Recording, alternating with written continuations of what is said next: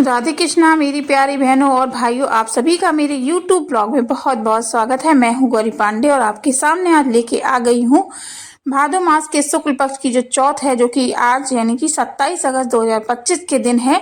तो आज के दिन हम आपको बता देते हैं, यदि आपको गणेश जी की विशेष कृपा चाहिए है तो आप लोग गणेश चतुर्थी पर ये गलतियां बिल्कुल भी ना करें। तो आइए जान लेते हैं कौन कौन सी गलतियां हैं। सबसे पहले बात कर लेते हैं कि गणेश जी की मिट्टी की मूर्ति ही लाएं। मतलब कि कोई कोई होता है कभी कभी कि मार्केट में मिलावट वाली मूर्तियां भी आने लगी हैं। तो इस चीज़ का ध्यान रखें कि हमें मिट्टी की, शुद्ध मिट्टी की बनी हुई, अगर आप बाजार से ना लाएं तो आप घर पे भी मिट्टी की मूर्ति बनाकर आरती कर सकते हैं, स्थापना कर सकते हैं। दूसरा नंबर बताते हैं कि नृत्य वाली मूर्ति को कभी ना लाएं। गणेश जी की ऐसी भी मूर्तियां आती हैं जो जिसमें गणेश जी नृत्य कर रहे हैं, तो ऐसी मूर्तियों को बिल्कुल ना लाएं, ये अशुभ मानी जाती हैं। हम लोग हमेशा गणेश जी की वाहन मूषक जिसमें होता है और वही बैठने वाली मूर्ति ही लेके आनी चाहिए, वही शुभ मानी जाती है। और गणेश जी को यदि आप लोग घर लेने जाएं स्थापना करने के लिए, जिस दिन हम लोग लेने जाते हैं तो उस दिन ध्यान रहे कि घर को सूना नहीं छोड़ना चाहिए। घर पर एक व्यक्ति को अवश्य छोड़ना चाहिए, उसके बाद ही हमें गणपति घर में लाकर स्थापित कर देने हैं।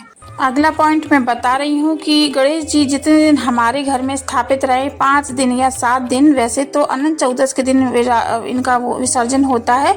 आप चाहे तो 5 या 7 दिन भी रख सकते हो। उतने दिन हमें स्वच्छता से ही भगवान की पूजा करनी है, सुबह शाम आरती करना है, भोग लगाना है, कथा आदि सुनना है। इस तरह से गणेश चतुर्थी के 5 या 7 दिन को हमें करना है।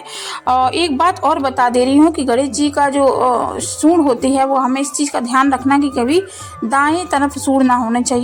इस चीज़ का ध्यान रखें, जैसे कि आपको फोटो में दिख रहा है, इस हमेशा ऐसे गणेश जी ही लाना चाहिए। और बाएं तरफ जो सूंड होती है वो अशुभ मानी जाती है, तो इसलिए आप ऐसे ही फोटो लें। और अगला पॉइंट मैं बता रही हूँ कि गणेश जी पर हम लोग गुलाब, गेंदा के फूल चढ़ा सकते हैं, गुड़हल के फूल चढ़ा सकते हैं। भूल के भी उन्हें केतकी या तुलसी का पत्तियों को ना चढ़ाएं, ये बहुत ही अशुभ होता है, अप्रिय होता है। गणेश जी को तुलसी बिल्कुल भी अच्छी नहीं है, तो ऐसा बिल्कुल भी ना करें। देखिए, गुड़हल और गेंदा के फूल के साथ साथ गणेश जी को हरी दूर्वा भी अत्यंत प्रिय है, तो आप लोग हरी दूर्वा भी इन पर जरूर चढ़ाएं। देखिएगा, भादो मास की जो चतुर्थी होती है, इस दिन हमें चंद्रमा का दर्शन करने से कलंक लगता है, कलंक के भावी बनते हैं। तो हमें चंद्रमा के दर्शन इस चतुर्थी को बिल्कुल नहीं करने हैं। बाकी चतुर्थियों को चंद्रमा का अर्घ दिया जाता है, लेकिन इस चतुर्थी में चंद्रमा के दर्शन करना भी वर्जित है। उसके बाद यदि हम गणेश जी को जब हम विसर्जन के लिए ले जाते हैं तो उनकी चौकी जो है वो खाली नहीं छोड़नी है।